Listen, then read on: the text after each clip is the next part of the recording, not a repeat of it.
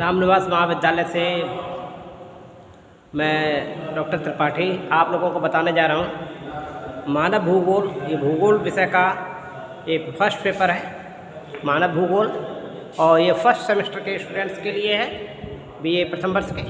और यहाँ पे बताते हैं हम आपको भूगोल के संबंध में। यहाँ पे भूगोल के बारे में पूछ रहे हैं, भूगोल क्या है, इसकी शब्द की उत्पत्ति कहाँ से हुई है, या इसका शाब्दिक अर्थ आप क्या समझते हैं। और ये लिखित पेपर होगा इस बार, तो 75 नंबर का 75 मार्क्स का, और यहाँ पर कम से कम 30 मार्क्स लाने आपको बहुत ज़रूरी है।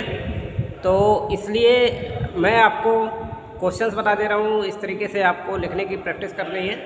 तो मानव भूगोल में आपसे पूछा जा सकता है कि इस भूगोल शब्द की उत्पत्ति कहाँ से हुई है और इसका शाब्दिक अर्थ क्या समझते हैं, या भूगोल का अध्ययन करने वाले लोगों को क्या कहा जाता है।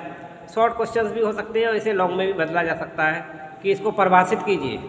तो यहाँ पर मैं छोटे छोटे से वीडियो दूंगा 2-2 मिनट के, और छोटी छोटी बात बताते हुए जिससे आपको आसानी रहे डाउनलोड करने में और याद करने में। तो आप doctor Tripathi sir YouTube channel को सब्सक्राइब करके आप देखते रहिए और सारी इन्फॉर्मेशन मिलेगी। तो भूगोल शब्द की उत्पत्ति जियोग्राफों से हुई थी, और इसका अर्थ शाब्दिक निकल के यही आता है कि पृथ्वी के बारे में ग्राफ का अध्ययन करना, यानी कि लेखन करना।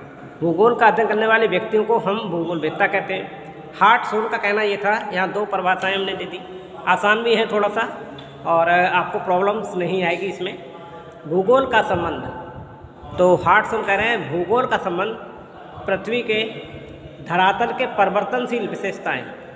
तो अगर हम भूगोल का संबंध देखना चाहेंगे तो पृथ्वी की जो धरातल है इसमें परिवर्तनशील विशेषताएं, उनका सटीक, क्रमबद्ध एवं विवेकशील यानी तर्क के आधार पर वर्णन करें या उसकी निरूपण करें। निरूपण का मतलब यहाँ व्याख्या करें।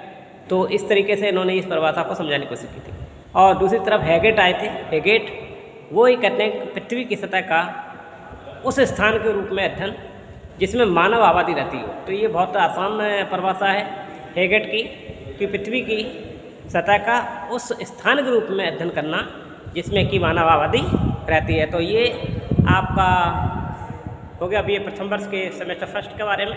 और भूगोल शब्द का थोड़ा सा उसका अर्थ, कहाँ से उत्पत्ति है, क्या इसको अर्थ के तौर पर समझ सकते हो, और इसकी परिभाषा आप क्या दे सकते हैं। तो ये आप इसके लिख करके इसे याद कर लीजिए, आपके परीक्षा में काम आएगी।